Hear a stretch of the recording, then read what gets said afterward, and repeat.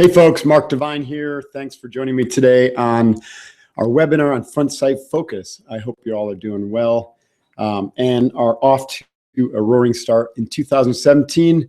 And wow, what a year of change and growth and opportunity this is going to be for everybody.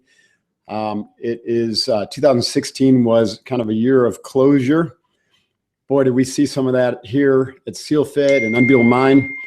And next year, though, we're this year, I mean, we're set up for some huge success from huge momentum. So I'm excited about it. I hope you guys are excited about 2017.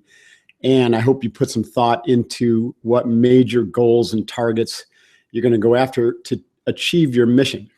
The purpose of this webinar is to help you understand the philosophy behind what I call Front Sight Focus, which is all about clarifying your mission, getting clear about what targets you're going to go after to achieve the worthy goals associated with your mission, and how to declutter the battlefield so that you can focus on those and achieve success. So throughout this, I will be introducing some of the philosophy. Most of this comes from my work with The Way of the SEAL. If you haven't read that book, that's a great opportunity to maybe go online and order it right now, because you will want to then dig into the content in the book, where I can go into a lot more detail than I can in the short webinar. And the book has some great exercises and a lot of planning tools to help you get front sight focus, which is one of the many principles in that book. And we also have a really cool e-course associated with The Way of the SEAL, so that's something you can check out too. Maybe Rachel can put up a link to the e-course sometime later on as well. All right, so essentially what we're going to do is talk briefly about each of these principles, and then I'll provide you some anecdotes on kind of how this works in my life and maybe for some of our clients, and then we'll give you some time to do some work while we're doing this. So if you don't have your journal ready, why don't you grab that so you can take notes. I think this webinar will last about 50 minutes to an hour. We'll see. Okay, so the 4-part front sight focus method. We'll come back to this time and again, but first is prepare your mind. Second, envision your goal, or goals, I should say. Third is to define your mission. And fourth, simplify the battlefield. This process I used for my own goal planning. We use here at Unbeatable, and it was developed for The Way of the SEAL. When I wrote that book, when I reflected upon how I had evolved my own goal setting and strategic planning processes that had led to some significant success. And when I wrote it, tried to articulate it for the book, essentially the processes and the tools came out of that very creative process. So, but they've been tried and tested, and a lot of the work came from how we used to do things in the SEAL teams to achieve extreme success. Okay, but before we begin, turn off your phone so you can declutter your own space. Try to protect your time right now so that you can focus and come out of this webinar with some insights and maybe a little bit more front sight focus of your own and some forward lean into your own goal setting for 2017. So take this seriously. I mean, commit to learning something new and to really evolving. I mean, this is good content. This webinar is free. I'm providing it to you as a service, but it's certainly, just because it's free doesn't mean it isn't some of our best work. So let me start by asking you a couple questions. So, and I know what the answer to these questions are, because I'll answer affirmatively as well. Do you have lifetime goals that you've kept on the back burner? Everybody does, right? And you may not articulate it as a goal. You may say it's more of a desire or a wish or a bucket list item. And my point here is, if that's something that you desire to do, why have you failed to take action? Why have you failed to take action? If it's something that you can conceive that you want to do, that's worthy, that you can accomplish with your skill sets and the time available to you and your resources, why have you failed to take action? And then the third question is, what would your life be like if you made a deep commitment to achieving at least one of those lifetime goals right now? What would your life be like right now, how would it change? How would 2017 be different if you made a deep commitment to achieving at least one of those worthy lifetime goals right now? Now, when we're going to go to the level of depth that we are today on achieving front sight focus for a worthy goal, we're talking about real goals here, guys and gals. I'm not talking about, getting projects done or committing to losing, 10 pounds. Those are things that are important to do, right? And you should commit to those. But what I'm talking about, Navy SEAL style goals, are like major initiatives that change your life for the better. Launching a new business, finishing that doctorate or master's degree or college degree, right? Or starting, developing that product you've been dreaming about, getting it out into the marketplace, right? There's a lot of different, every one of us is going to have their own specific things that are really fire us up. And year after year can go by and, pretty soon we just look in the rearview mirror and say, coulda, shoulda, woulda. So we don't want to do that. It's not the Navy SEAL way. It's not the SEAL Fit way, and it's not the Unbeatable Mind way, and it shouldn't be your way either. So what would your life be like if you committed to one of those worthy goals? And you know that if you have a list of 10 things, like I do, that I really want to accomplish in my life, one of them is appropriate for you to tackle right now. The time is right. We'll go later through the model to determine which targets are the right targets to go after. But reflect upon that. What's the right target? What would your life be like right now if you went after it? And then what we want to do, once you kind of define what is that major target, so be thinking about that, you can be journaling about it. What is that one cool thing that you really want to tackle? And we're going to look at the 4-part formula to develop a front sight focus so you can laser focus on this and achieve success. So here's a question. Another one is, why don't we achieve our biggest goals? All right, so let me get into a little bit of goal setting philosophy here. Often it's a lack of focus, right? That's why I call this front sight focus. If our focus is on the rear view mirror and we're looking at the past and the coulda, shoulda, wouldas, that's not going to help us achieve our goals. If our focus is dispersed on hoping to achieve 20 different things, that's not front sight focus, because that's going to lead to a diffusion of our energy and inadequate application of power to each, to our important or worthy goal. Perhaps we lack the inspiration. Inspiration comes from within, right? So whatever it is that you need to accomplish or that you feel compelled to accomplish or driven to go toward, it has to be an internally driven need, an intrinsic motivator.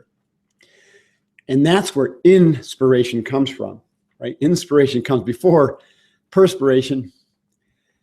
And without that inspiration, then you're going to have a, lukewarm effort. Right? So whatever it is that you're interested in going after, you have to be you have to be really passionate about it and really have a good connection to why you're going to do that. Okay, and we'll talk about that a little bit later. Next, you have lack of persistence.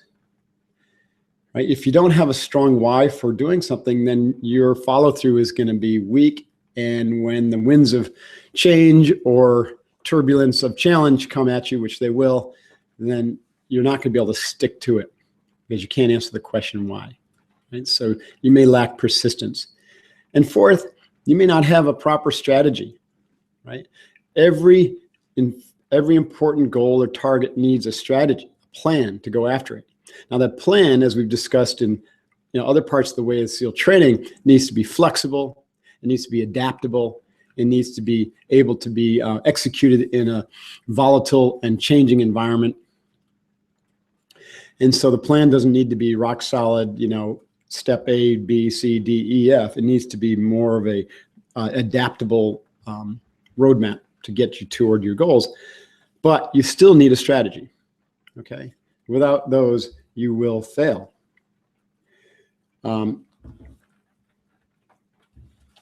Goal setting was first discussed by Aristotle. And Aristotle talked about this idea of final causality. And so if you really knew what the end result was, he said, then it's more likely that you'll be mobilized toward action, because that purpose creates action. And we also know from the SEALs that doubt is eliminated by action. So if you have purpose that mobilizes action, then that action eliminates doubt. And then the goals will define the actions that will fulfill the purpose without doubt. How's that? So Aristotle was spot on. The science of goal setting was first kind of studied in the 1940s. And Locke and Latham, I think, wrote or authored the very first study on goal setting. And what they said is that goal setting theory is based on the premise that much human action is purposeful and that it's directed by conscious goals. So real quick, how does goal setting work? Well, let me talk about the flip side of this slide that we just talked about. So if a goal doesn't work because you lack focus, then if a goal fails because you lack focus, then it makes sense that if we having a goal will narrow our attention on that goal or on that one thing. And so in a way, it is a way it's an action of attention control. And when we can control our attention to focus on the right things at the right time for the right reason, a reason that's important to us, then it will mobilize our efforts toward success. Second, because we know that why, it really galvanizes our interest. It galvanizes our energy. And that's when we can find that inspiration. And you're more likely to see it through to the end through perseverance. And ultimately, you will end up, a really strong goal will end up achieving some behavior modification, which is what self-awareness leading to self-development and personal development is all about. It's about modifying our behavior through new habits, new thoughts, new ideas, new communication strategies, new execution strategies, all of which lead us to be more effective to accomplishing those things that we find worthy in life. All right. So, as I mentioned, we've got this process called front sight focus. This process allowed me to create several companies. The two that I'm focused on right now the most are SEALFIT and Unbeatable. Most of you are familiar with these, or else you wouldn't be here. So SEALFIT is a company that trains physical and mental toughness for warriors and athletes and corporate warriors alike. Been in business since 2007, and we've trained many thousands of people, and we've got some really neat things coming up in 2017.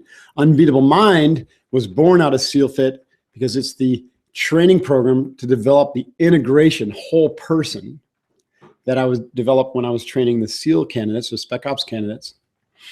And this is where the 5 mountain philosophy to achieve 20 times potential is housed. And so that's now a company focused on executive coaching and masterminds and training people to achieve unreal success. I should say unreasonable success. So this type of, this philosophy has helped me start multiple businesses that have been successful. It's helped me stay focused to write 4 different books, a New York Times bestseller, Wall Street Journal bestseller, Amazon bestseller, and I'm working on a couple more right now. It's allowed me to maintain exceptional health while doing those things. A part of the plan for me, one of my tactical goals is to maintain my SEAL level fitness, mentally and physically, so that I can accomplish these things and stay in the game and lead by example. But most important, it's allowed me to balance my life and spend precious time with my family and also doing what I love to do, to include training, to include reading, writing, travel, those types of things. one of the really unique outcomes of front sight focus is that, and we'll talk about this in the fourth point, is that you really tend to declutter your life to a point where you really almost disregard most of the things that you used to think were important, and you radically focus on a much narrower range of things that are urgent and important for you to do, which tends to free up a lot of time, which is something that we have less and less of in this world that is going faster and faster and getting more and more cluttered. So this is important stuff, right? In fact, this entire presentation today and the principles that we go into will be the subject of a book, the second book that I plan on writing. So two of my goals, let me share with you, two of my front sight focus goals this year are to write, one is to write the next generation of the integrated training model for leaders. And right now the code name for that is called Unbeatable Mind Leaders. How clever is that? And using this process we call wake up, grow up, clear up, open up, and show up, I'm going to write that book, and that'll be another self-published book. And I've committed to finishing the draft by the end of February, which is a audacious goal, and it's causing some energetic anxiety, which is going to help mobilize me, but I'm deeply committed to doing that, and that's going to be a fantastic book. The second one is related to what we're talking about today, and the code name for that is Radical Focus. And so I think we all need to learn how to radically focus in this distracted society so that we can accomplish things that are worthy and going to help everybody, not just ourselves, move forward and be more positive and productive. So these are two big things that I'm working on along with our corporate goals. So I'm going to use these same principles to even focus more. So like I said earlier, get your journal out, click on the link and download the goal setting worksheet if you haven't already. And so you can kind of use those to fill in the blanks. This isn't going to be a detailed, technical goal setting workshop where you're going to I'm going to help you write specific and measurable and achievable and realistic and time bound and positive goals, or SMART P. But I really want you to be reflecting upon everything, and maybe by the end of this, you can have some goals better defined, or maybe that one overarching one thing goal defined. All right. So here we are again. Let's achieve 20 times performance in 2017 with the 4-part front sight focus method. Step 1 is to prepare your mind. Step 2 is to envision your goal. Step 3 is to define your mission for how you're going to achieve the goal. And step 4, simplify and declutter the battlefield so that you can radically focus on the right things at the right time for the right reasons to achieve massive momentum. Let's get into the first principle. What's unique about this training is that rather than jumping right into trying to define our goals and to come up with a plan, the Unbeatable Mind approach is to back off and to clear our minds and to prepare our minds. Recall, in Unbeatable Mind, the first premise is to win in your mind before you step foot on the battlefield. So that means to prepare your mind, right, for the fight, to clear it, to open up the whole mind, to integrate, to get rid of any negativity, to then be able to envision, to have the imagination and your the rest of your kind of subconscious mind line up so that you can really tap into your full potential as you come up with the goals and as you begin to feel into and see into where you want to go in 2017 and beyond. Richard Feynman, who's a famous physicist, once said, if you really want to understand how something works, then you've got to build it. And when it comes to our brains, scientists haven't learned how to do that yet. There are models for artificial intelligence, and they don't come close to really understanding how the mind works. They've got some, they penetrated a little bit with neural networks, and what they really what they've really done so far is just reduced the concept of mind to brain electrochemistry and trying to mimic neurosynaptical, interfaces, which is partial truth.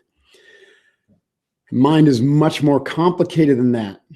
We certainly don't know all the answers, but we do know through our training here at Unbeatable Mind, and if you've been a mindfulness practitioner or yoga practitioner or martial artist, or listen to any of my podcasts, you know that we have a much broader concept of what the mind is and its potential.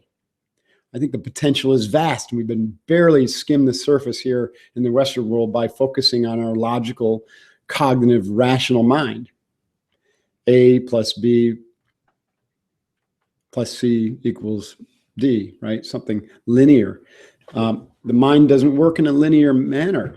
Daniel Siegel, who's a psychology professor at UCLA and a mindfulness practitioner, says something that I really believe in. And we've talked about a lot in our yoga program, that the mind is a powerful lens through which we can understand our inner lives with more clarity. We can integrate the brain and enhance our relationship with others. And what I would say, I would expand that to integrate the heart, belly, and brain along, through the nervous system. So we have the heart mind, the belly mind, and the brain mind, or the brain, aspect of our mind. We integrate them so that we can use all of that, all of those resources in our entire nervous system as well. So we integrate. And the mind is a lens. That lens can be a microscope that will look inward to really understand the inner domain, the workings of the inner domain. This is where your passions and your purpose and deep insight is found. And then we also can use the mind as a projector to project into the world what we see in the inner domain. Isn't that interesting, right? So that's the power of the mind. But most people are just projecting weakly outwardly, more like watching the world go by in front of them. And so they're not even tapping into the power, the full power of the mind. The full power of the mind is found when you laser focus like a microscope to learn and uncover what's inside, what's driving you, what's your purpose, what's your reason for being here, and clarifying that. And getting really focused on how you can live that. And then living that becomes what we call our strategic and tactical goals. And we get a vision for that. And then we project that into the world with very specific, or through very specific action in building this world that we see on the inside. I love that. But preparing the mind so that it can penetrate like a microscope and project powerfully like a laser beam or a powerful projector requires a lot of hard, soft work.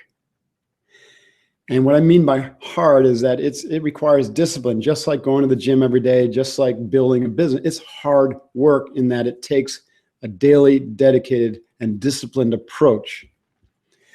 But the work is soft, meaning it's not something, we're not picking things up with our hands. We're not necessarily, creating elaborate drawings or, strategic plans.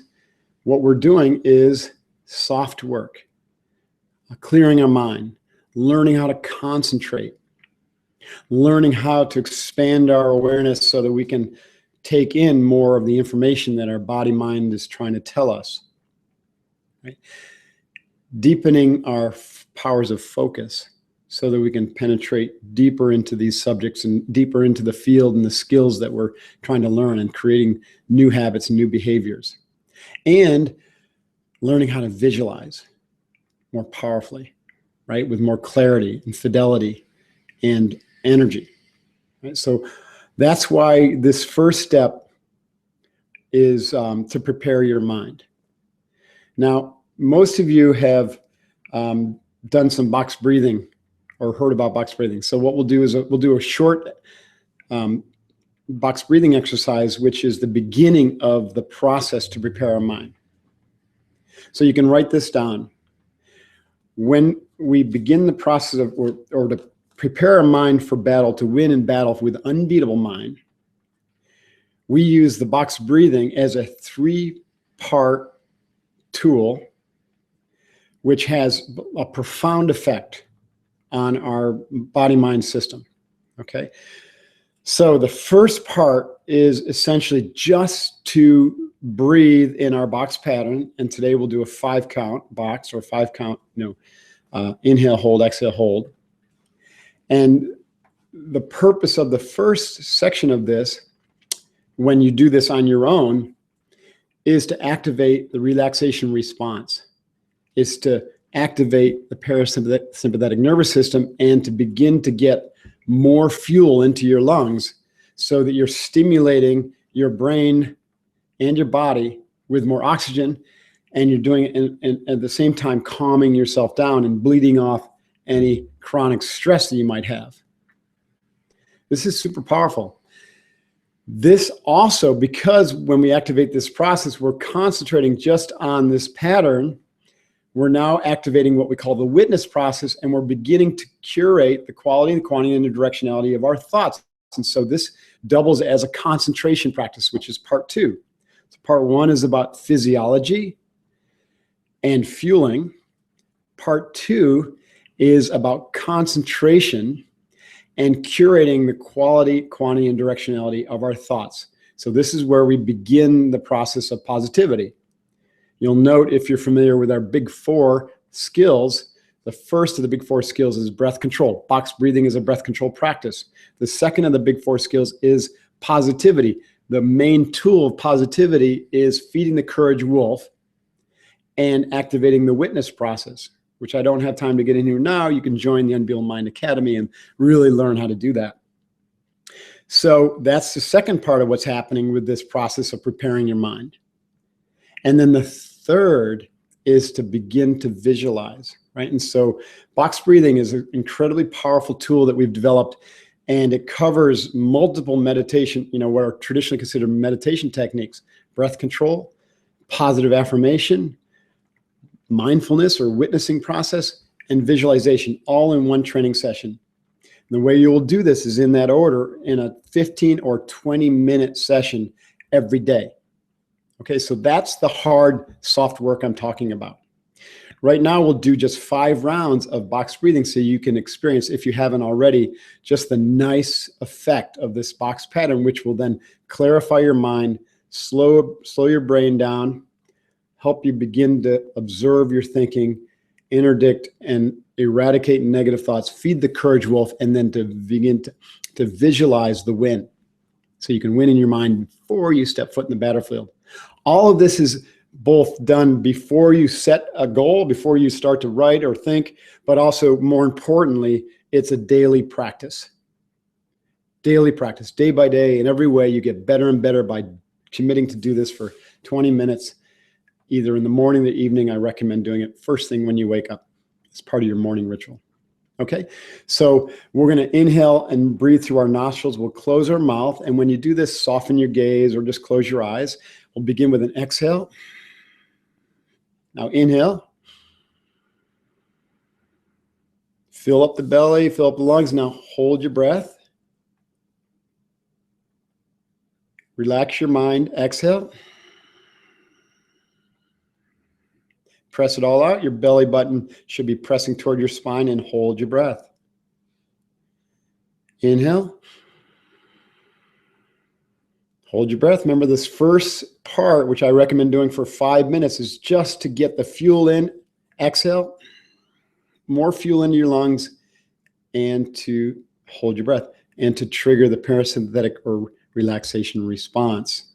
Inhale. Hold your breath. Even at just 5 rounds like we're doing right now, hold your breath. Can have a profound effect at resetting your nervous system. Exhale.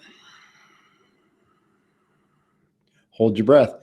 And if you're triggered by anything, by a conversation or someone cutting you off on the freeway, inhale. Just do this and it'll bring you back into balance. Hold your breath. Exhale. Hold your breath. And last time, inhale. Hold your breath. Exhale. Hold your breath. Good. So here's how this would work for you to prepare your mind for goal setting, you can do this, like I said, while you're listening, but maybe right when we get done, you can go through the little practice yourself and help you clarify what your main thing is for 2017. So you're going to want to have an intention, right? So my intention for you, or your intention, would be to develop front sight focus, so you get clarity about what's the right thing, what are the right things to focus on in 2017. And maybe a little bit into 2018, because some of these things take longer than a year. And then you go through this process of box breathing. So the first 5 minutes would be just what we just did. Breathe for physiology, and clear the mind. Get the fuel in, stimulate, right, through greater oxygen in your system. Then you're going to activate the witness process, and you're going to feed the courage wolf. So this is where you're going to start watching your thoughts, and you're going to, anytime you start thinking about something that is not not about your goals, then you're going to bring it back to the goals. And also you want to maintain a positive mindset. So that's where you're going to activate some internal dialogue, such as feeling good, looking good, ought to be in Hollywood. And you'll do that for 5 to 10 minutes while you're box breathing. And then the final segment will be to, when you get clear about the main thing that you're focused on, that you need to be focused on in 2017, is to begin to visualize that and see yourself accomplishing it. This brings us to the second principle: envision your goal. So the process of preparing your mind will refine your mind, refine the lens so that it can be a microscope and a projector better. Like I mentioned a moment ago, it's a daily practice. It's a daily practice. This is the core essence of some of the practices of Unveiled Mind, is to get that mind clear so you can make better decisions about what to focus on, why, when, and with what, energy, what intention. Okay. So envisioning your goal really is about beginning to activate the language of your visual mind, right? So we're so used to using symbolic language, which is like English or Spanish or French or mathematics or music even. Those are all symbolic languages, but your whole mind communicates with multiple languages. One of them is the language of your imagery. So that is, your imagery can be formed in an imagination. So imagination is essentially fantasizing with a purpose, or visualization, which is practicing a image, right? So seeing yourself over and over accomplishing something in a future state. This is one of the things that differentiates the Homo sapien from all other species, if you want to look at it that way. It is what allowed the Homo sapien to dominate and to essentially get where we are today. It's this ability to see something that didn't exist, to create myths and stories and some reality that doesn't necessarily exist in the objective world yet. So that's why it's so powerful, right? It's one of the most important skills for you to develop. So once you're clear about what it is that you think needs to be your main thing, your one thing, your main goal, what you're shooting for, then we want to make sure that we can see that clearly in our mind's eye. When we used to go out on the SEAL mission, we would have the mission and the targets we're going after clarified. And then we would get together and we would brief it. And that brief was done very visual, with lots of imagery and videos and pictures. And the language was all language that created imagery in our mind. And the whole team would then be imagining the mission using the same language and the same imagery. You can see how powerful that would be for a team. Let's think about a team in a corporate setting. What if you were about to embark upon a major product launch, or launching a new business or whatever it is, and everyone had a different concept of what that looked like in their minds. And so energetically, you're going after different targets or different versions of the same target. And so envisioning the goal is to essentially to make sure that the imagery is powerful, that is clear, then it's going to mobilize your energy toward that so you can win in your mind. And as a team, that you can do it focused with the same imagery. You can focus on the target and you're seeing the same thing. That's why this is such an important goal, or so important step, I should say. When we visualize something, it stimulates the same region of the brain that is stimulated when you actually accomplish something or perform something. This is why visualizing for sports practice or a skill works so well. And there's many, many studies that have validated that, right? So visualizing is incredibly important. Let me get back to just talk briefly about a really neat book that came out in 1975. So we're going on, over 35, 40, almost 40 years ago. And it's called The Relaxation Response by Herbert Benson, Dr. Herbert Benson. Now, Dr. Benson was the first one to coin the term relaxation response. We had known about fight or flight. That term was coined earlier, I think back in the 20s, but there wasn't really known to be any counter to the fight or flight or the stress response. And Dr. Herbert studied the Tibetan monks. He also studied the Transcendental Meditation community.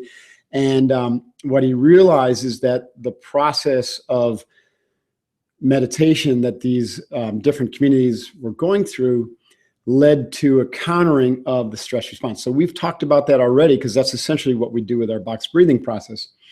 And he said essentially that relaxation response is elicited with deep breathing, interesting, diaphragmatic breathing, an intention, right? So there it is. What's our intention?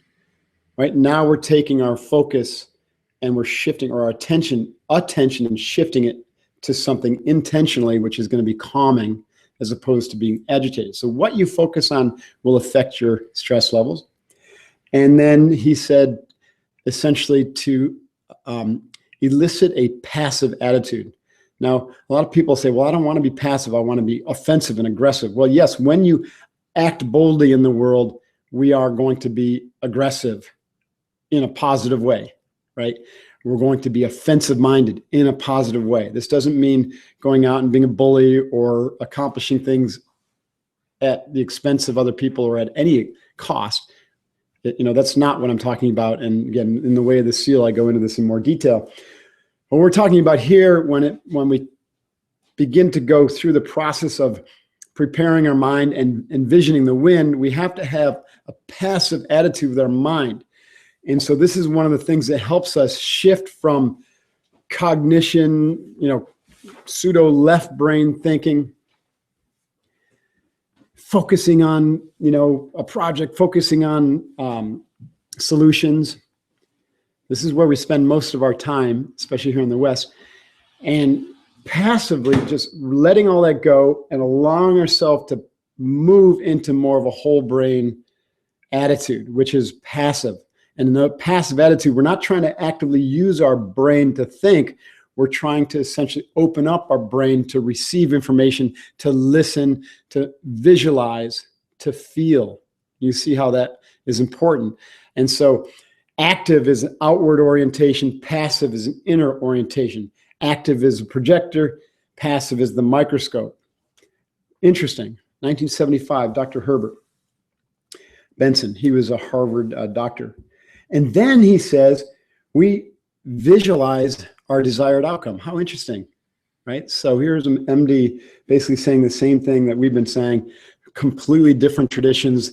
The SEALs, stumble upon this stuff because it's just warriors do what works. And we don't need the science to back it. It's nice to see that the science does back it, though. One of the things that I kind of liked about Benson is he talked about the Tibetan monks and their Tumo method of warming themselves up. So they would use deep breathing practices and then visualizing themselves like, sitting around a fire super hot, and they would be able to like dry their cold, wet, clothing or their robes, or, there's a classic example of them sleeping outside in the ice cold and melting the snow around them. And some of you might have heard of Wim Hof, and the Wim Hof method essentially is a modern variant of that. And Wim Hof probably read Herbert's book, and he actually also studied the Tumo method with the monks. And so he's turned that into a whole business to teach this process of breath control and visualization to warm yourself up. And he he's run a marathon in the Arctic, and he routinely swims in ice cold water and does crazy stuff like that. But it's very healthy, actually, very healthy. All right, so visualizing, we want to essentially, I mentioned the term, we want to fantasize with a purpose. So what's the problem? Like when I was a kid, I remember sitting in my 5th grade class and staring out the window, and my mind was just in some utterly different world. And soon one of the chalkboard erasers came whizzing across the room and cracked me in the forehead. And it was my teacher basically snapping me back to reality. I was just fantasizing. Now, fantasy, and kids love to fantasize, but so do a lot of adults. We just fantasize. You know, the human brain has 80,000 thoughts a day. 60,000 of them are the same as yesterday. How many of that is just fantasy, right? Just random thinking about nothing that really matters, but it's just a loop. You're fantasizing or you're obsessing. Fantasy is usually about the future. Obsession is about the past. At any rate, envisioning essentially, or imagining, is like fantasizing something specific, like with a purpose. And applied to front sight focus, that means, what is it that I want to achieve? What's my main thing? How do I use my visual language to create an image of that main thing with me as the main actor, the protagonist, and I am accomplishing that which I desire to accomplish in this self-generated movie, and I continue to add to that script. I add detail, I add color, I add energy, I add emotion. I add motion and emotion. This is what I mean by envisioning the win, fantasizing the purpose. You've got to see it. You got to imagine the outcome as if you've already achieved it, and then you've got to practice it. I often tell the story of my shift from being a CPA to a Navy SEAL, and this is something I get into in The Way of the SEAL book. And without really having much to go on, because we didn't have a lot of movies back in the late 80s around the SEALs, I had a recruiting video called Be Someone Special, and I watched it like 20 times. It gave me some background imagery to help me imagine or envision myself. And then I would insert myself into that, and I began to see myself going through SEAL training. I began to see myself as a Navy SEAL. I saw myself dominating the training and accomplishing and even graduating from BUD/S in my mind's eye. And this is a good year or so before I went to BUD/S, and even well before I got accepted into the SEAL teams through the Officer Candidate program. Now, because I believed in this process, and I had a foundation in the martial arts where we meditated routinely and practiced breath training, it was an easy step for me to layer in this visualization practice. Nobody told me to do it. It was an intuitive process. And I stuck with it. And I did it every day, all the way through my SEAL training. And I am quite convinced that it had a profound effect on my ability to get through and become honor man #1 grad in my class. And I often relay the story. About 9 months into this practice, I had a shift that I can only describe as a sense of certainty washing over me. And that certainty was that I would be a Navy SEAL, that I'd already won in my mind. And a week later, the recruiter called me and said I'd been accepted to Officer Candidate School with a billet to go to SEAL training. So very cool. This is a powerful, important process, something that, we're definitely going to want to begin to train. So notice we haven't even got into the technical aspects of selecting targets and goal setting right now, because like I said, the most important part when it comes to Unbeatable Mind is the inner domain, preparing your mind, right? Weeding the garden of your mind so that you can actually sit and focus and use all of your tools, use your whole mind. And then secondly, to use the imagery, the vast power of your imaging mind to be able to see the win. And so the first two steps, first two principles really are about winning in the mind first. And now this next principle, the third, is about now getting a little bit more technical about defining the mission. That's why I spend so much time on that stuff. You'll note that in the Unbeatable Mind Academy and our Inner Circle coaching programs, we spend a lot of time working on the inner domain, because that's where you're going to find 20 times potential. Let's quickly talk about defining the mission. So let's assume that you have maybe you're still not clear about the one thing, about your main thing for 2017 and beyond. However, let's just say you have 2 or 3 things that you are on your plate. I want to first talk about the difference between strategic goals and tactical goals.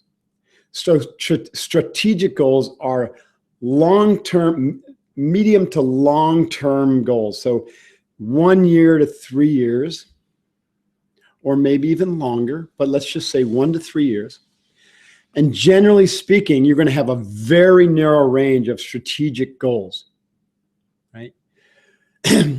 One of my strategic goals is to develop the leadership capacity to dramatically expand the business entities I have, Seal Fit and Unbeatable Mind, and support the team, the leadership teams, so that we can serve more people. And so with that strategic goal in the next 18 months to 3 years, there's a lot of tactical goals, which are much shorter term things or projects or even developmental things that I am tackling. I've rejoined Entrepreneur Organization as an example. I've hired a personal coach, right? I'm planning a number of initiatives to help me step up my leadership capacity, because we're always learning and growing, always, always, always. So the strategic goal for me at a professional level is to 2x each business, to develop my leadership capacity, to support my teams better, to lead by example. My tactical goals are going to be aligned to help me achieve that. I hope that makes sense. So tactical goals are short term. They can be projects. They can be, if your strategic goal is to achieve optimal body, mind, health in the next 18 months, then your tactical goals are going to be, to attend, 150 CrossFit classes, to join the Seal Fit 6 Weeks to Cleaner Eating program, to join, the Unbeatable Mind Inner Circle coaching program, those types of things. Now, if you have multitude of goals to go after, we want to then start to ask questions to help clarify which ones are the right ones to go after, and to make sure that you're doing the right things in the right sequence. So some of these questions are really important, because we want to make sure we can clarify our explicit and implicit intent for going after these particular goals. So you can journal these things and write these questions down. Why are you doing this? Why is this goal important to you? Is there a higher priority project that may take precedent or could potentially sidetrack you? Who else is involved or needs to be involved in getting this project done? And what's expected of me and any others, for this project or to get this goal accomplished? How and when can I count on these others to fulfill their commitments to a project? And what other subtasks are required before, or skills do I need before I can fulfill what's expected of me? And what other tasks might be required in order to accomplish this goal, target, or mission? It might not be lost on you that any worthy project requires a team. And your team it's critical that your team have a shared understanding of what this goal is about. I talked about that earlier, so that you can commit and share the risk as well. So that's really important, that your team, whoever your team is, that this isn't just your project, that the teammates that you bring into this, or that you're, if you're part of their projects or goals, that you all share a vision for how this thing is going to come together. So there's part of that is to envision it properly together, but also to be very clear about why you're all committing to this. And then believe in and ensure that you have the skills and the resources and the team capacity to actually accomplish this. Because if the team or individuals in your team don't believe that you can accomplish this, or you're not willing or sure that they can fulfill their commitment, then you're going to fail. So deep commitment comes when you can answer all these questions clearly. Now, I don't have time to get into it right now, but in the book, The Way of the SEAL, and in the e-course, and in Unbeatable Mind, we talk about the FITS process. So real quickly, just write down a box, or like just an X. I'm sorry, but a big plus. In the upper left, write FIT. And this is, does this target or goal fit you or your team in terms of your skills, resources, personality? And then the I is in the upper right. So this is, how important is this target to you right now? And how important it is, what impact will it have on your life or your company? And then the bottom right is the T, and that's the timing. Is the timing right for this? Is there some other project, like I said earlier, or task that is more important or higher priority? And the S is this simple enough? And we're going to talk about that in a second. Is this simple enough to accomplish? So that brings me to the fourth principle, and I'm not going to spend a lot of time here because this, could be an entire webinar, entire topic in and of itself, is how do we simplify the battlefield? Simple can be harder than complex. You have to work to get your thinking clean to make it simple, but it's worth it in the end, because once you get there, you can move mountains. That was the late Steve Jobs. What a great quote. And we know from his accomplishments the power of simplicity. If you all have an iPhone, or most of us have, a smartphone, well, Steve essentially envisioned that in his mind, right? And one of the things that he envisioned was a radically simple device that had one button on it. Now, this was completely different than any other design, before him. But simple was not easy, and he knew that. My friend Bob Schultz says you find simplicity on the other side of complexity. So once you understand the complexity of your goal or project, it's important that you find the simplicity on the other side so you can articulate it clearly to your team, and that you can envision it with power. If it's too complicated, too many moving parts, if you can't clearly see the simple, elegant, either design or completion of the project, then it's going to be a challenge for you to accomplish that. So the S in the FITS process is make sure it's simple. Find the simplicity on the other side of complexity. In order to do that, we've got to declutter. Decluttering means get rid of anything that doesn't belong, that's going to get in the way of you accomplishing that task. One way to think about decluttering is to use the Eisenhower matrix. This is another tool that we use in our Inner Circle coaching program. The Eisenhower matrix, without getting into the details, has us only focus on those things that are both urgent and important. And we delegate, or we X off our list, and we do the 80-20 Pareto analysis on everything else, and we get it off our plates, so that we're focusing on our unique strengths. We're focusing on, and we're using only those things that we need to get the job done. And the people in our lives are all there to support us and back us up. And we're not getting dragged down in negativity. We're not spending time on frivolous and useless activities. We're decluttering our commitments, because many of the commitments that we're drawn into in our lives are not supporting us in terms of achieving our front sight focused goals. They're actually getting in the way, or causing us to get sidetracked, or to diffuse our energy.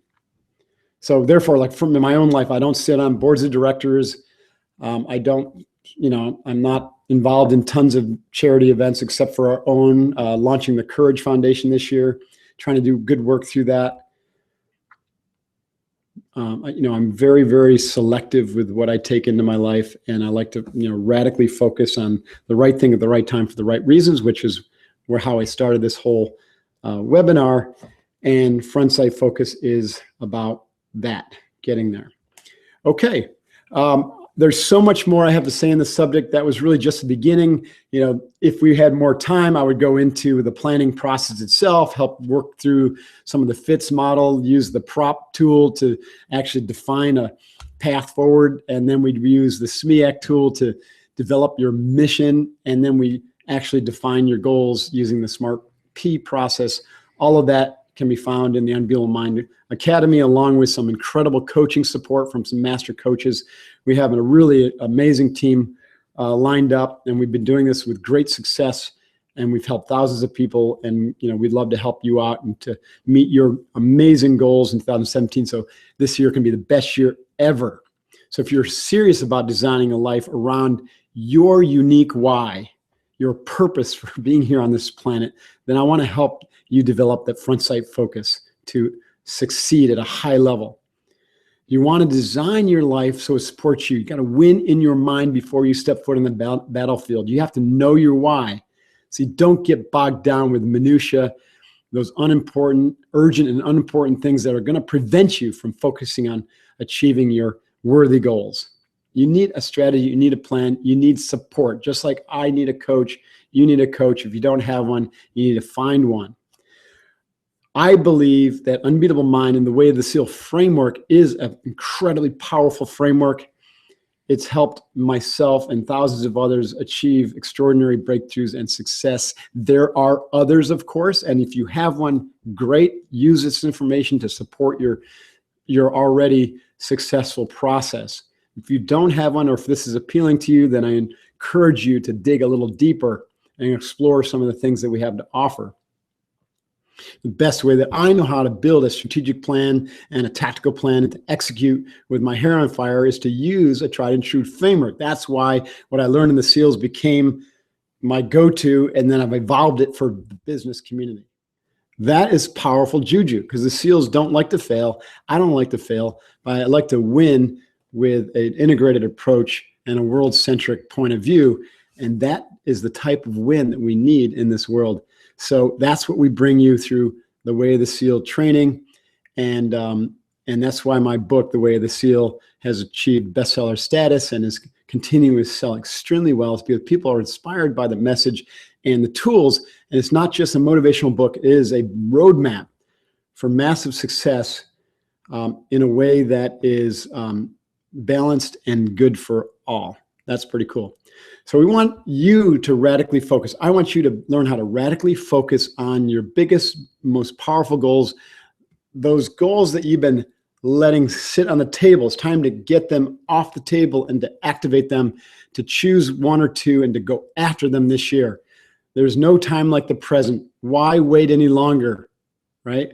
When I was looking at the SEALs before I decided to join, I had someone tell me, this is really powerful. It's so simple. He said, "Hey, Mark, how old are you right now?" And I said, I was 26. And he said, because I was, wavering between, going into the SEAL teams or staying as a CPA, becoming a partner and taking that route. And I said, well, I was 24 at the time. And he said, how old will you be after 6 years when your commitment is up in the Navy? And I said, well, I'll probably be around 31. And then he asked me, he says, well, if you don't go down that road and become a Navy SEAL and you stay in certified public accounting, how old will you be in 6 years as a CPA? And I said, I'll be 31. And he says, great. He said, would you rather be a 31-year-old Navy SEAL or a 31-year-old CPA? And I said, well, that answered it for me. I'd rather be a 31-year-old Navy SEAL. Would you rather be sitting next year listening to the next year's webinar, having not accomplished your worthy goal, or would you rather be sitting there having accomplished a worthy goal, or a more worthy goal, or a bigger, more audacious goal? One of those ones that scares you. We must challenge ourselves with our goals. If we don't set a challenging goal, then we actually might be holding ourselves back, because you get lulled into a false sense of security because all these small little piddly goals that we choose are easy to accomplish, and that doesn't get us anywhere. We don't grow. We don't accelerate ourselves, and we don't become better people or more stronger, more focused in the process. So you've got to develop daily and weekly practices to support your goal. Winning in the mind is a daily effort. But like I mentioned, it's difficult to do without guidance, without a leader, without coaching. That's why I'm offering you for the first time ever an Unbeatable Mind strategic coaching session for free to help you clarify your goals and to make certain that you understand the content that we've gone through here. No obligations. What can you expect? Well, during this call, a master coach will help you relentlessly drill into the specifics of your goals and the areas to focus on, and make sure you know what you want to achieve and why, and then to help you break those goals or break that mission/goal down into micro actions or micro targets so you can begin taking action immediately. I can't tell you how valuable this is. Typically, we charge hundreds of dollars for this. I just want you guys to experience the goal setting process and a little bit more hand holding, a little bit more fidelity than we can get into in the webinar. That's why I want to offer you this. It is the same intake process, by the way, that we give for our Inner Circle program, where some clients spend a lot of money to work with me and my team in person throughout the year. So how do you get selected for this coaching session? Well, please apply at the link, and that application will be reviewed, and we're on the lookout for those of you who are really serious about crushing your goals in 2017. So, this whole program is a law of attraction, and we don't do a ton of marketing. We offer a lot of free services like this.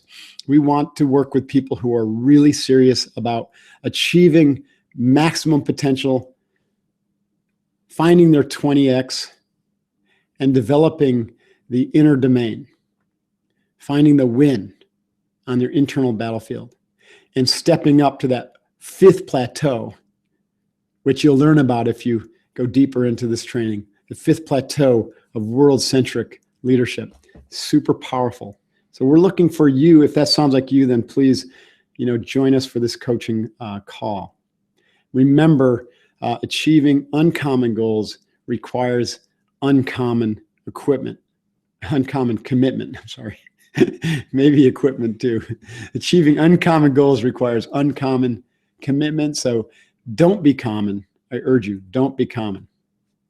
Be uncommon. Be unbeatable. Super appreciate your time today. Armed with this transformational training and front sight focus, I think you're going to be well on your way to an amazing 2017 with results that you never imagined possible. And I can't wait to share in your excitement and celebration at the end of the year, maybe at the Unbeatable Mind Retreat. So, hoo-yah. Awesome. Thanks for your time. I think we'll take a few questions now. I'm going to exit out of this.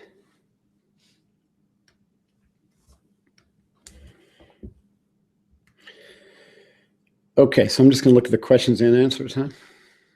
Mm-hmm. Derek says, what was the F for in the FITS process again? FITS, F-I-T-S. The F, as in Frank, stands for fit. So it's easy to remember. Does the target fit your skill set? Does it fit your personality? Does it fit your team? Right? There's a lot of targets that I could go after that just don't fit me, right? They're not realistic. So this is like the realistic and the SMART model.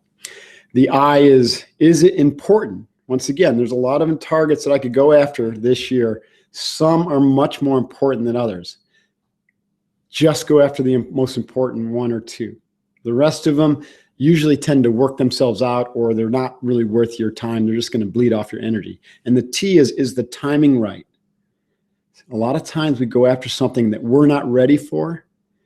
And so, or someone else has already tackled it, or, the company's not ready for it because you need to get some resources or a few things lined up. So is the timing right? And then the S is it simple enough? Have I found the simplicity on the other side of the complexity? Have I distilled it down to its essence? What I'm really saying here is, do I really understand the problem?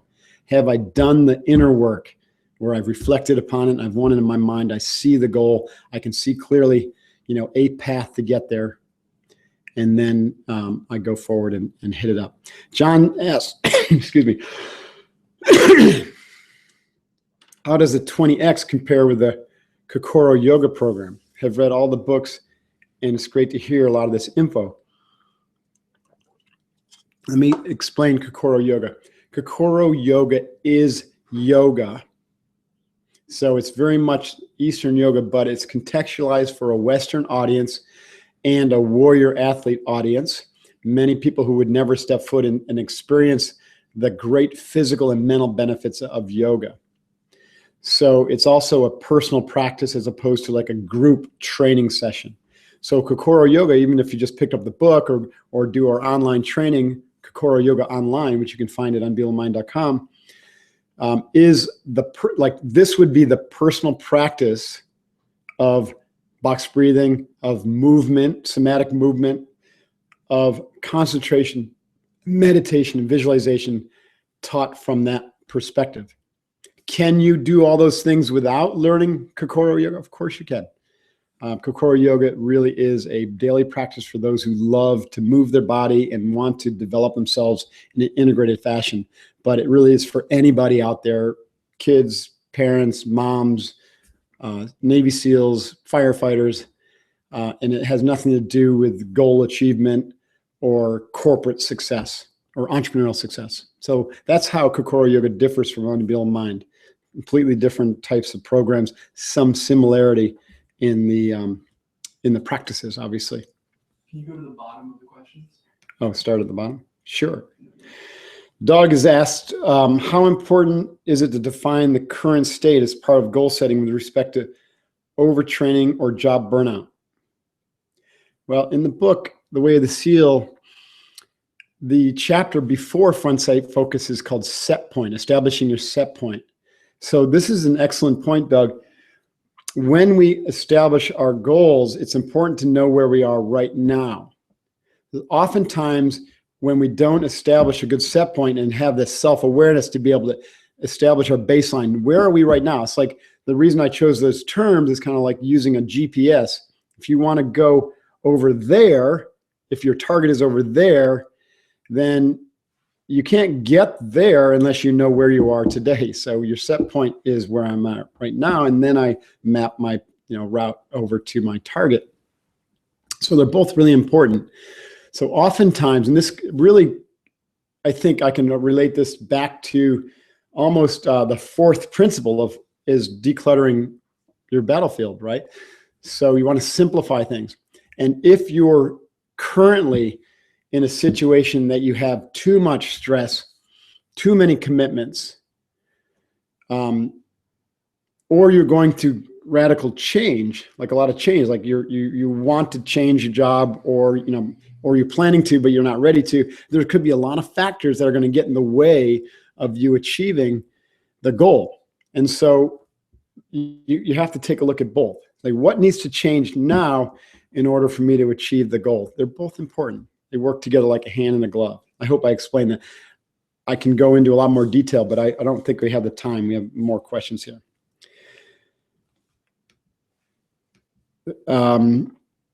There's a question from David that got cut off, so I'm going to skip that. Daylus as, what's the quickest way to find your why? How do you know you found your why?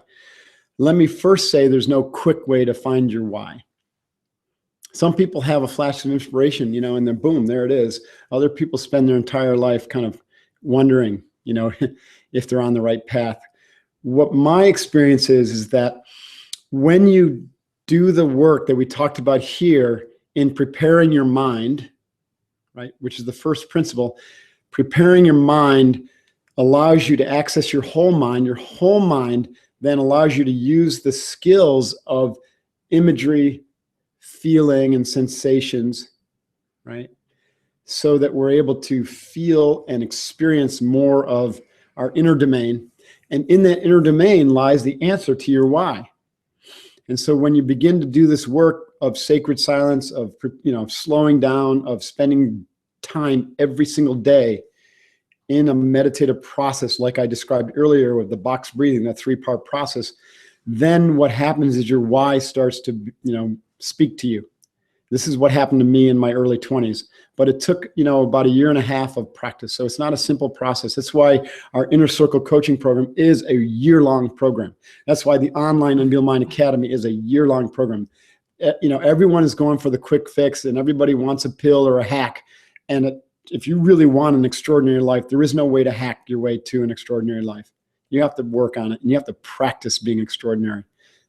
So if you practice being extraordinary, you'll find your why, Delu. Brent's asking, I'm very interested in the Unbeatable Mind Academy mentoring, but the 50K program is out of reach. It's out of reach for most people, right? Brent, and that's why we have two other programs that are appropriate for you. One is a coaching program that is going to work directly with you, through the phone and through email and stuff to help you really drill into all these issues, drill into your front side focus planning, your set point, and to stay on track with all of your 5 mountains training: physical, mental, emotional, intuitional, spiritual. And then we have the Inner Circle program, which is essentially, it's about $2,000, or it's about $1,800 a month or something like that, which, by the way, is less than I pay my coaches. And that's where we do that. Plus, we meet 4 times a year for a quarterly 2.5-day session, plus the annual retreat. And we really, really go deep on all this stuff. So I hope I answered your question. There's 2 other ways that are way cheaper than the $50,000. The $50,000 is for those who are like ready to radically change your life at all levels and don't want to wait any longer. And you've got the resources. I'll take a few more questions. There's a lot. I know. Gearhart asks, says, this question not related to this webinar, but to the yoga teacher training. I think that is the best option for me. I do triathlons in Austria, so far away from Encinitas. Are there any options you plan to meet someone personally? Okay, we don't have traveling training yet. Like, we're not going to come to Austria anytime soon to do yoga teacher training or Unbeatable Mind training. Most of our training, if not all, for Unbeatable Mind and for Kokoro Yoga is here in California. We have 1 teacher training a year. It's in August. It's an extraordinary program, 12 days to get a 200-hour certificate, and we train for 10 to 12 hours a day. It really is quite special, and it's not that outrageous to, if you can afford the time to come and get that training. And Catherine Devine, who is our head yoga instructor, so she leads most of it, but I'm there most of the days also. So that's a great program to learn a lot of the practices of Kokoro Yoga. But like I said, that's different than, we don't go into planning and, anything about, there's nothing about business in that. That's all very much a personal, private practice that you would take home, that you can do anywhere on the road or in your home. It's a great question, though. Benedict asked me, what's my daily morning routine? Well, pretty much when I wake up, I begin a gratitude practice, right? I first drink a fresh glass of water, and that begins a gratitude practice because I reflect upon how grateful I am to be alive and to have this water and to rehydrate. And then I begin a practice of box breathing. After I box breathe, I reflect upon, and I've got it written down actually in my iPhone in an app, I reflect upon what I call my self-awareness. What's my passion? What's my purpose? What are my principles? What's my main thing and my mission? And then how am I going to execute and activate and align with that mission today? I do that every single day. So I win in my mind in the morning. And then I'll do some light movement to wake up my spine and my nervous system. And then I'm off, to come into the training center, where typically the first thing I do when I hit the work environment is my integrated training session. So I have the great luxury to wake up and do my morning ritual, and then to be able to come in, at either 7 a.m. or sometimes a little later, 7:30 or 8, and begin my training session. When I had a little bit more structure in my work environment, of course, I would do that much earlier, sometimes 5 or 6 in the morning. But, I like to work out now a little bit later, and I start my day, my work day, what most people would consider a work day, at around 10 o'clock in the morning. Great question. I could spend a lot of time on that. It's very powerful and important to have a morning ritual, and it's a big part of the Unbeatable Mind training. Josh says, how would you apply front sight focus to decide whether or not to change jobs? Well, everything we've talked about is germane to this, right? If you're not happy with where you're at, then it provides a strong internal drive to, or, implicit motivation to change. But you can't change until you know what it is you should be doing. So just instead of just bouncing from job to job, do the inner work, prepare your mind, and get clear about what it is you're meant for in life. Clarify your purpose, what you're passionate about, what you're principled about, know where you stand so that you can then figure out what career or what company or what field is going to most align with your primal drive in life, your uniqueness as a human being. When you get clear about that, then you can start narrowing it down using the FITS process to come up with specific targets. In this case, it might be companies or job opportunities that are right for you, and then narrow it down to 1 or 2 or 3, and then develop a plan using the prop tools, to go after that, right? So that the thing is not to just leap from the one bad situation into a potentially another one, but to win in your mind, get clear about what it is that you should be doing, get clear about what organizations, or maybe it's creating your own through an entrepreneurial initiative, and then winning that in your mind, being very clear about what that looks like, and then, set the targets up, make sure you choose the right targets, and then begin to knock them down. The whole process might take you several months, if not most of this year, but it's much more better served than if you just leap to something that is not necessarily the right thing for you.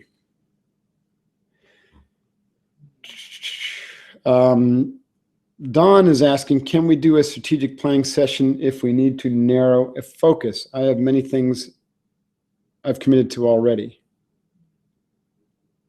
I think so. I mean, I would submit an application, right? Let our coaches decide. Trust me, most of you, unless you just really aren't serious about this, will warrant a coaching session, and let the coach work with you to find how to narrow your focus, how to declutter your battlefield, Don, because that really is one of the most important things. Ed Yetta says, what do we send the application? Where do we send the application? I think it's an online form. Yeah, you just click the submit button. So fill it out online. You don't have to download it or anything like that. When I visualize, this is from, I'm not sure I'll pronounce your name, but Rajan. When I visualize success, my goals, I usually try also to visualize the obstacles that would impede success. How would I overcome those in my mind? That's okay. So this is important. So this has been called mentalizing in the past, where you visualize what you want to achieve, you visualize yourself achieving it, but it's also important to know, where you're going to have the potential sticking points, and to see yourself overcoming those obstacles, and to have contingency plans for overcoming those obstacles. So in the SEALs, we, called this contingency planning because that's what it was. So we weren't concerned about those obstacles. We actually expected them. And when we hit those obstacles, we had a sense for how we were going to overcome them, because we had already envisioned them in our mind, and we already had some sort of plan to kind of overcome them. No plan will survive contact with reality.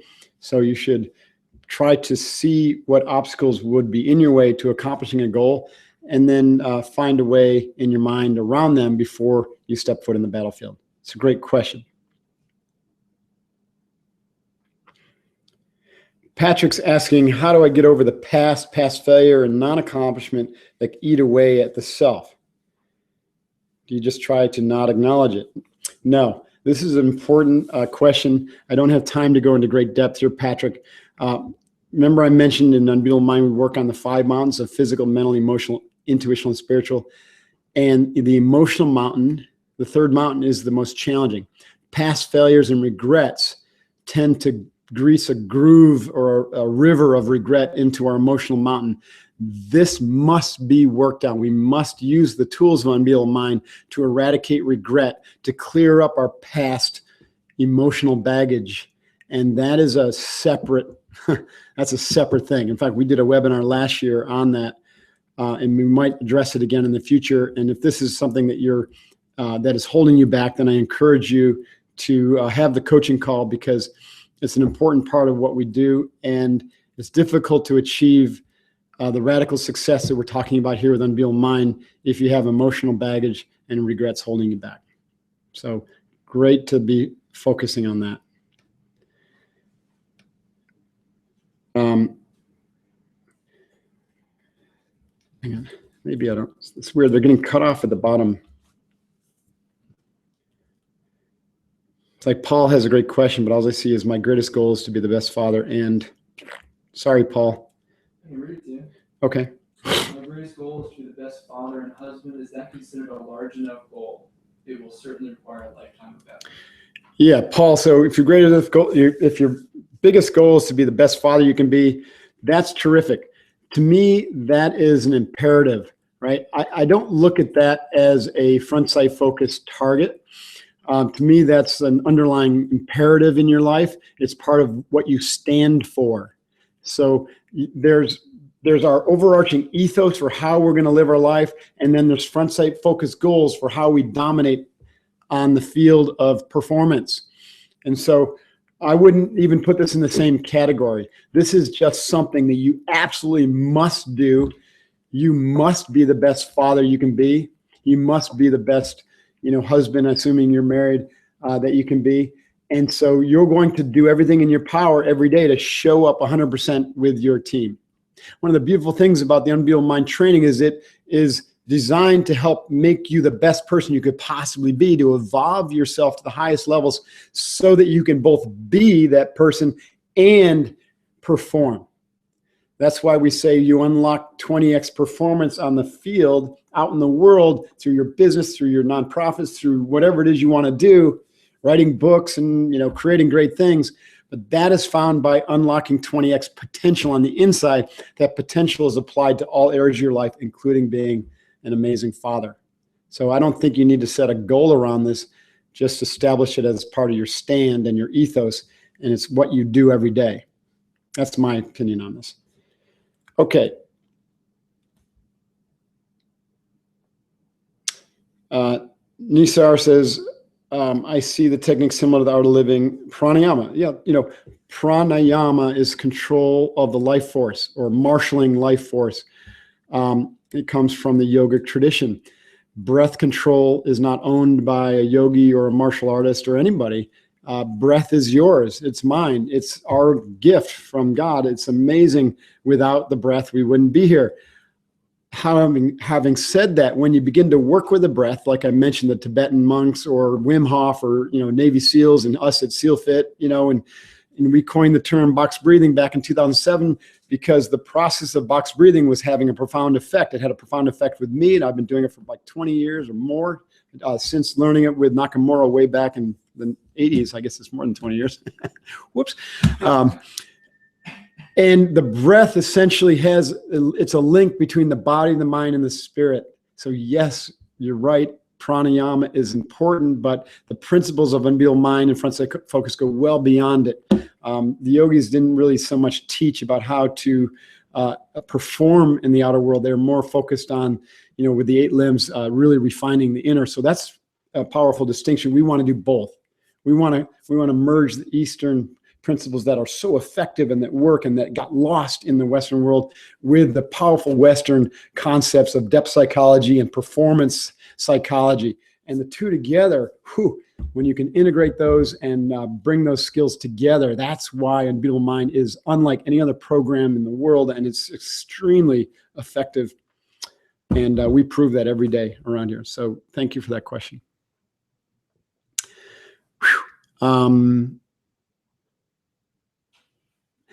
With multiple goals, tasks, subtasks, is there a tool that you use to bring everything together? Those tools exist in Unbeatable Mind Academy. I didn't have time to get into them today. We use them with the Inner Circle program, and I have them in the Way of the Seal book. But the FITS tool, the prop tool, SMEAC, and the OODA loop, and then some of the actual tools. We do not have an app yet, which would be a software tool, but we are developing one. So stand by, and you'll see an app with some planning and working tools. We hope to have that by the third quarter. I'm putting Steve on notice for that right now. He just gave me a thumbs up. He says second quarter. We'll see.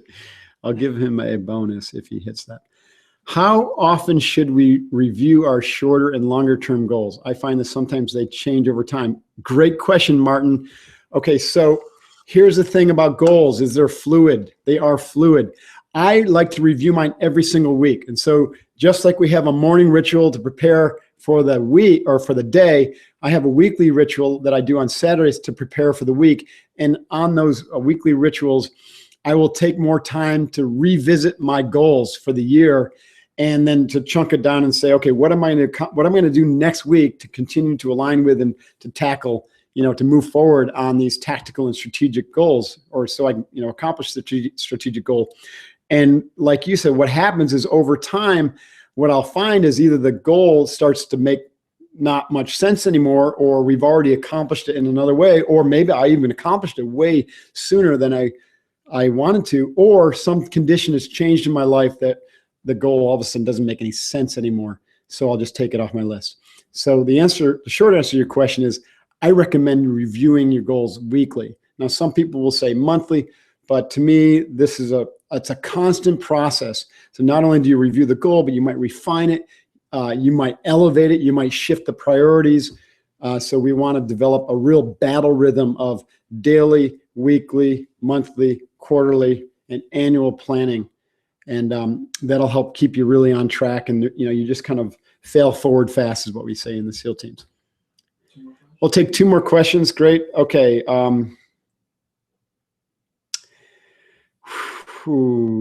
Gerhardt says, sorry, I could not pose my question in detail.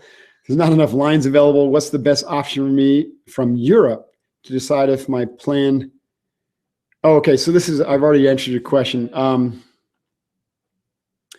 You know what, Gerhardt, I would say, don't ask me, but ask the coach. Okay. Make sure you apply for the coaching call, and you'll get your answer from the coach, and they will help you. And also, we have the Facebook groups, and you can leverage the power of the community to ask your question as well. Did you see Bart's question? Bart, yeah. Okay, so let's be my last question. Bart, do you also believe that physical training equals mental training? Tough physical training, through tough physical training, we train the mind. Bart, through tough physical training, we develop discipline, right? We develop the ability to concentrate on a task, right? Physical training is essential for mental training. Physical training will lead to neuroplasticity. It'll grow the brain's connection. It'll grow your gray matter. So that's just one aspect of it. At a physical level, physical training will grow your brain, and that has been proven. The science is behind that. It backs it up.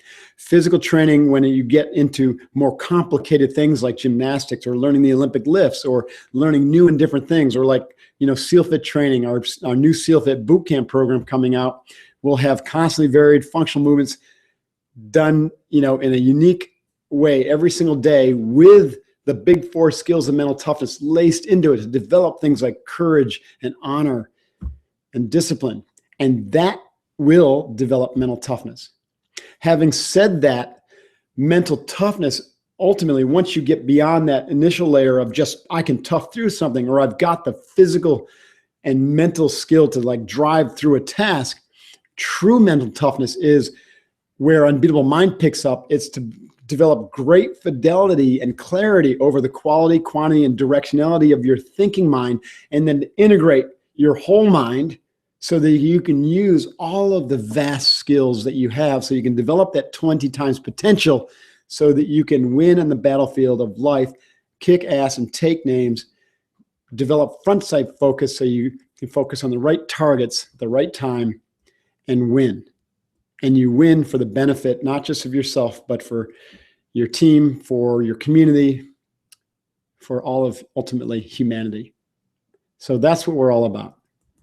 The world-centric win, with front sight focus comes from winning on the inner domain, winning in your mind before you step foot in the battlefield. And these skills and the Unbeatable Mind training will be your roadmap to get there. So certainly hope you take advantage of the coaching call. And if this work inspires you, please check out unbeatablemind.com and our online training. And reach out for help at info@unbeatablemind.com, and we will be standing by to work with you and to get you engaged wherever it makes sense for you. But now's the time. It's January 2017. I'm date stamping this. And even if it was January 2018 that you're listening to this, or 19 or 20, the principles won't change. So go forth, do great things. Hoo-yah.